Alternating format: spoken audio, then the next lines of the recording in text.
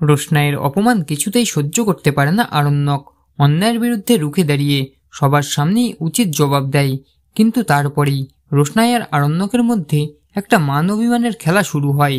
আর তারপরেই পরের দিন আরণ্যক রোশনাইয়ের কাছে গিয়ে তাকে বলে, কেমন পারফর্ম করলাম আমি।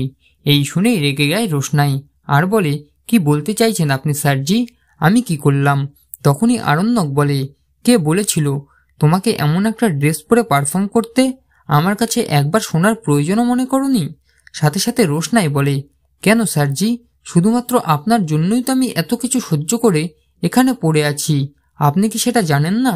রোশনাইয়ের মুখে এই সমস্ত কথা শুনেই কিছুটা নরম হয়ে যায় আরণ্যক, আর হঠাৎ করেই রোশনাইকে জড়িয়ে ধরে।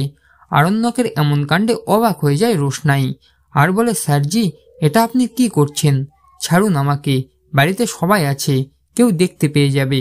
কিন্তু তারপরেই আরো শক্ত করে রোশনাইকে জড়িয়ে ধরে আরণ্যক। তো বন্ধুরা, এবার কি বলবে আরণ্যক, নাকি তাদের দুজনকে এইরকম অবস্থাতেই কেউ দেখতে পেয়ে যাবে? আপনাদের কি মনে হয় কমেন্ট করে অবশ্যই জানান। মূল ধারাবাহিক দেখতে হলে অবশ্যই চোখ রাখুন স্টার জলসার পর্দায়।